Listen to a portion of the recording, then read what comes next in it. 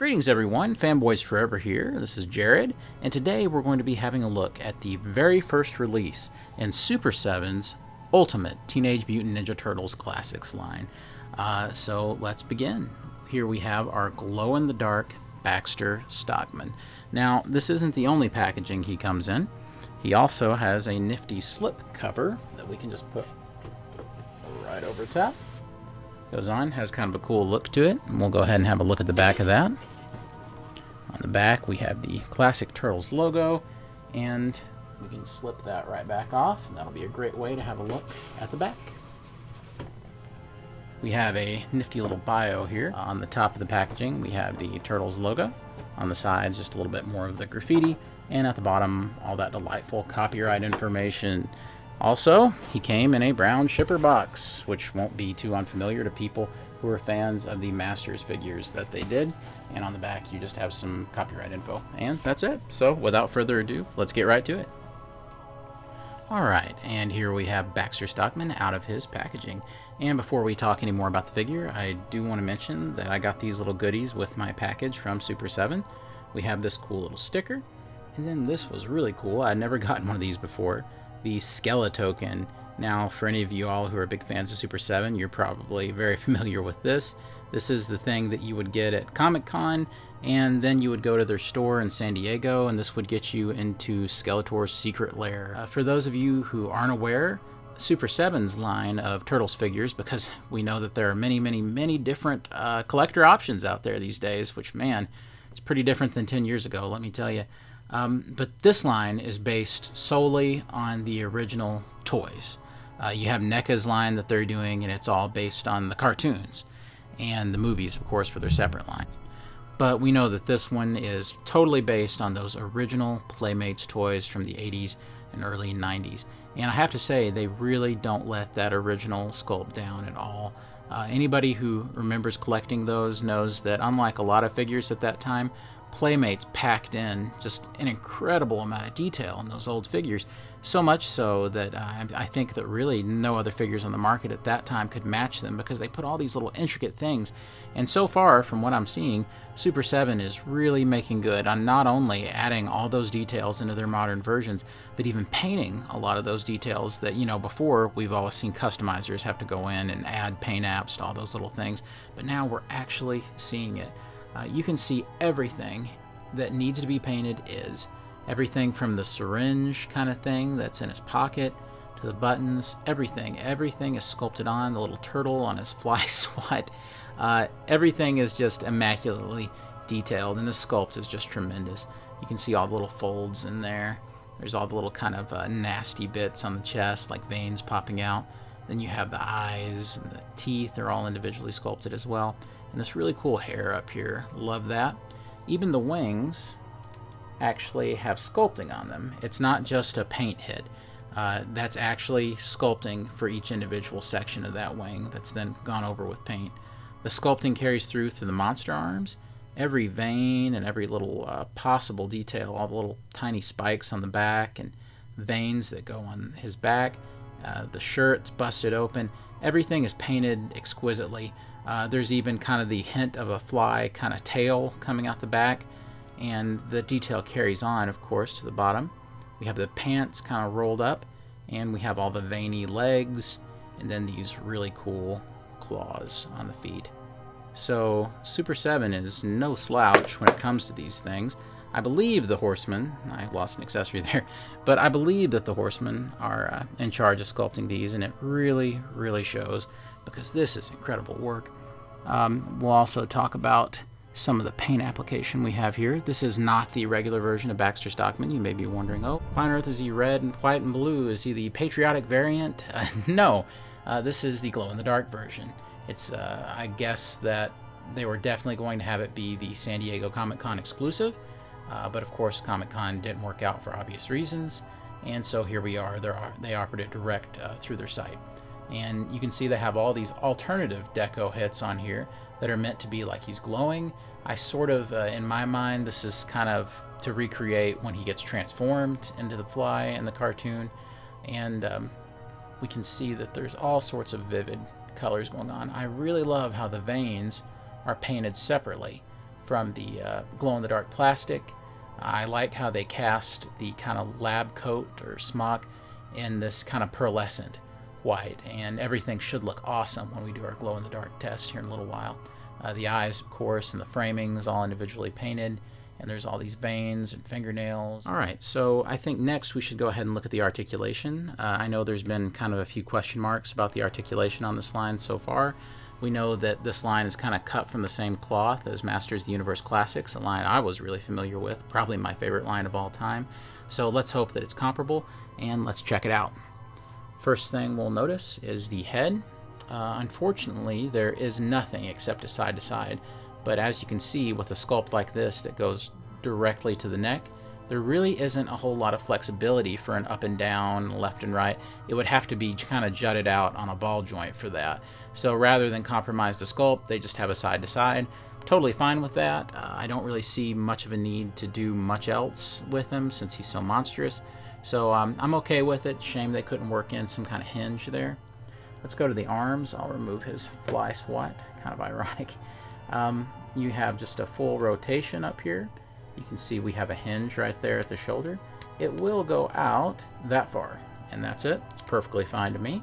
You can take it about all the way down to the chest, so that works out very well. You have a single jointed elbow, and you can see that we can get it about 90 degrees almost. You can straighten it out, of course. And then it has a swivel right here. Now my swivels felt sort of kind of stuck, or a little bit, I don't know, made me a little uncomfortable when I first flexed it, but yeah, seems to be no issue right now. And here at the wrists, we have this bizarre detail of Baxter Stockman's wedding ring being painted on. Let that be your depressing thought of the day, huh? And it can't be worse than what happened to the 2003 cartoon Baxter Stockman. If you haven't looked that up, that's pretty messed up. Anyway, though, there's a hinge at the wrist, so it can go all the way back, just about all the way out, and go up like this. Sylvester, Sunday driver. You can also, of course, get full rotation. Now, let's go down. There is no kind of ab crunch or anything, as you can probably already tell. We know that it's just a big solid piece. It's actually a rubber covering over a solid piece on the inside. So I don't think there's anything like that. If there is, I'm not seeing it. And it looks like we can just do a swivel side to side. You can go all the way around, not a problem. And bring it right back. So I do not think there's anything else going on there, but I really wouldn't expect it because that would of course break up the sculpt, and I'm not really sure he would be anything but hunched like this. So still would have been nice to have had it, but let's go on down to the hip area. We can see that we have kind of just a ball joint here. You can actually almost see it in there. You can bring it up about that much, so it's pretty good. Bring it down, and you can even go back quite a ways. And if you want to bring them out to do the splits, you can do the splits about that much, but you can kind of play with the angles on this and probably get it a little more dramatic if you wanted to. Brings us to the knees. He has a knee cut right here, right at that joint. A swivel, I guess I should say. There is a knee swivel right at that joint. It is single jointed, so you can bring it in about that much, but the way that it's designed, you can crunch it just about as much as a double joint would. Okay, you can bring it out about that much. And down here we have another hinge at the ankle, and this is a really great hinge. Look how far up you can get that foot. I mean, it's fantastic.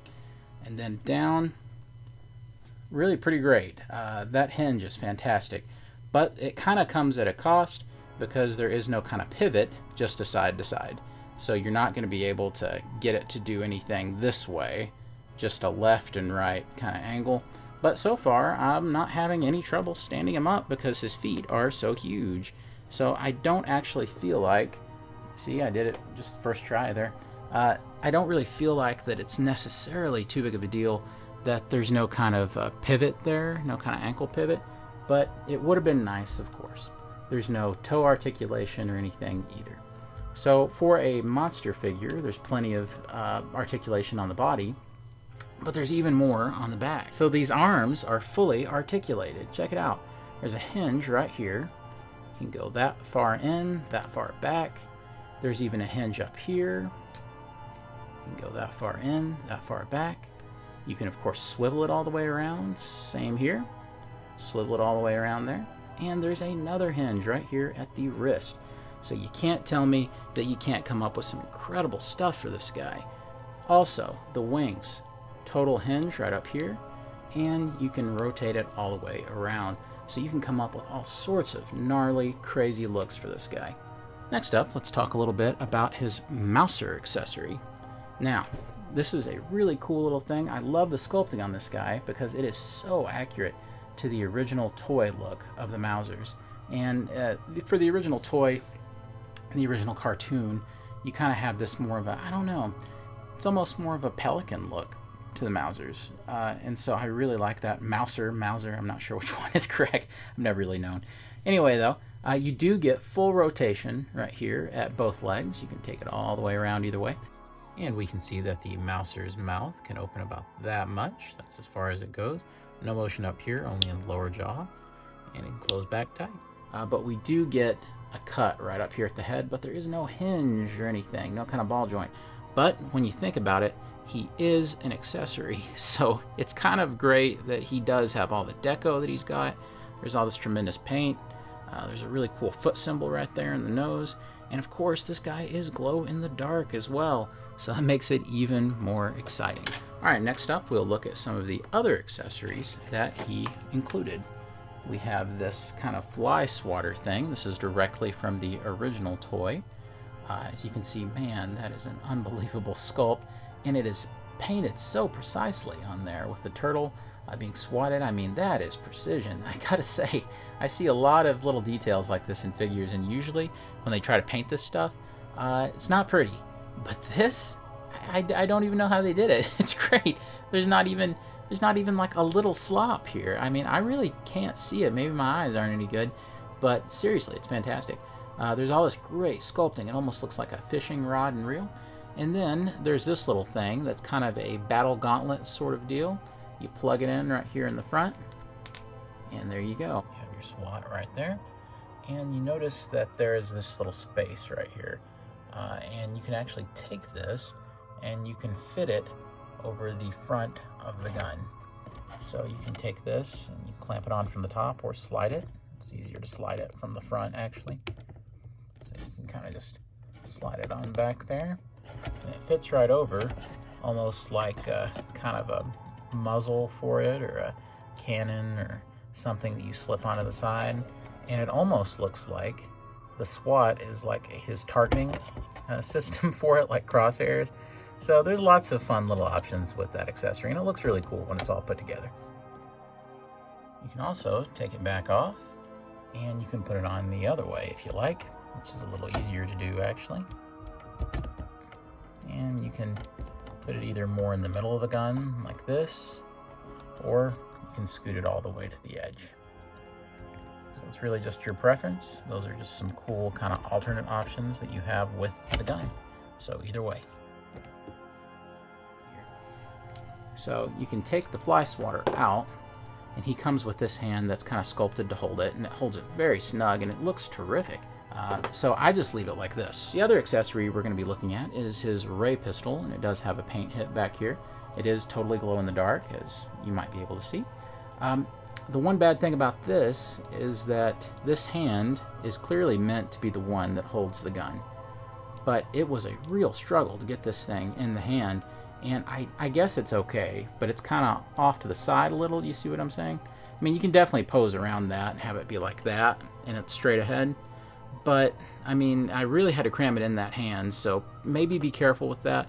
Your best bet may be to heat it up, put it in some warm water or something like that, and you might have a little bit easier time when it comes to putting it in his hand. Here's something fun that Super 7 includes, and, you know, some people get a kick out of it. I know I do. But you actually get this cool, like, display stand for the weapons that look almost like they would have when you got the original toy. Now, for those that don't remember or don't know, the original Turtles figures, like a lot of figures back in the day in G.I. Joe and other brands, you would get your weapons on a plastic sprue, almost like a model kit. And from there, you would twist it off, you know, and have each individual weapon. I know that you could do that with these. You could probably take a, you know, set of model nippers like these and just cut. But I really don't want to do that, and especially since they have the exact same weapons right here with the figure. So why would you do it? I mean, that's my personal opinion, but this is made of that cool glow-in-the-dark plastic, so it will look terrific when you put it beside of him or behind him in your display. Speaking of the display, if anybody's curious, and there may be some questions about it after this, this background that I'm using is actually from the Netflix Daredevil from Diamond Select, so it works really well because it's in a 7-inch scale. The only other accessories you get are these hands, and you get some alternate options. You get some closed fist hands, you get some open hands, and you get some hands that can hold the fly swat or the gun for either hand. So it's nice to have some options. I will say that it seems like they're pretty easy to swap out, but this one over here is a little looser in the peg than the other. Certainly not a deal breaker. Certainly nothing that you're not already used to as a toy collector. It just sometimes happens. All right, and here comes the ultimate test. How does this thing look in the dark? That is the selling point for this exclusive after all. So let's go ahead and have a look. And there he is. This isn't even complete darkness. You can see the shadow of my head up there around, but it does the job. You can absolutely see that this thing is vibrant. Not only do we have the actual figure, we have the mouser itself is all glowing, except for any parts that are painted, of course. And what I love is that you get this cool silhouette of the foot logo on the head. We can see the actual figure, and of course none of the hair is going to light up or the eyes because they're painted, but I love how since the mouth is painted, you can kind of make out the smile against the glow-in-the-dark plastic. Here's his feet. You can make out the veins because they've been painted, and on the back you can see it glows in the dark as well. I didn't have this part in direct light, so it's not glowing as brightly, but on the wings it's almost like Mothra. You can see all this great detail. You can see the fingernails. So this is really terrific. And of course, we have the little weapons rack that comes with, and it glows in the dark as well. It's time to compare the figure to some of the others. So the first one I'm going to start out with is I have the most immaculate sample of the original Baxter Stockman toy. But get ready for this. Yeah. Hold your applause. Hold your applause. Look at that. You talk about a mint condition toy. It's fantastic.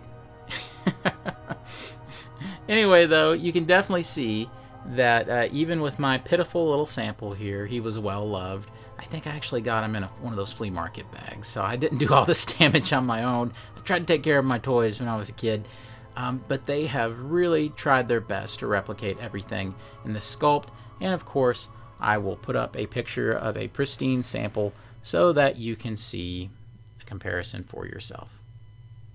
Next up, we should see how he fits in with other characters of a similar scale, and one that we'll look at is He-Man.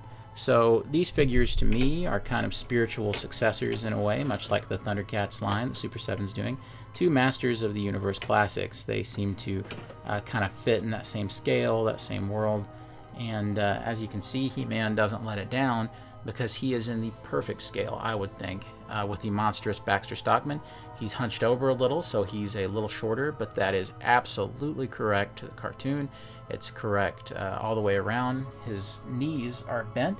If they were straightened out a little bit, he would be almost eye to eye with He-Man, so that is correct for scale. Next up, we'll look at the other sister line to the Ultimate Turtles. That is the Ultimate Thundercats line. Of course, this is from the original Mattel release. But as you can see, once again, terrific scale, maybe even a little bit better than He-Man was. No problem whatsoever there. Next up, we're going to kind of go through the ages with the Turtles figures. We're going to look at more of an older style Ninja Turtles figure. We have the old movie Donatello, movie star Donatello. You can see he's way bigger, so if you want a monstrous Baxter Stockman to go with him, be my guest. And then we have the Turtle Titan from the 2003 show. If you guys love that show as much as I do, then you have many, many, many fond memories of Michelangelo's alter ego, Turtle Titan. And then, of course, we have the 2012, I believe it was, Nickelodeon show. This is how Michelangelo would look with them. So if you want a monstrous, classic Baxter Stockman to go with your Nickelodeon stuff, hey, don't let me begrudge you. From that same collection, we have their interpretation of Baxter Stockman, and this is the repaint that they did a little bit later for Stockman. These figures are notoriously hard to stand up because of their pre-posed knees, but you know what? There it goes. So it's actually pretty cool to see these guys side by side. I always actually preferred this paint scheme when they re-released this Baxter Stockman at the tail end of the line. So this is the one I got. I guess it's because it did put me in the mind of more of that classic sort of color scheme. Here we have Raphael from the NECA line. And as you can see, it's actually a great fit for scale. So I actually really like these two together stylistically. They don't mesh whatsoever, but you know what? Why not? It's fun. I know the comparison that most of us probably want to see, and I'll definitely do that for us. How will he fit in with your NECA cartoon turtles? Well, he's a little big. You know, those turtles are they're definitely of a little bit smaller scale. We know that that line is more of the 6-inch kind of scale. So he is a little large to go with those guys, but you know what? You could probably fudge it and it would probably be okay. I know what you're thinking. So, you know, maybe he's not perfect for the turtles in scale. Maybe it'll work with Shredder, right?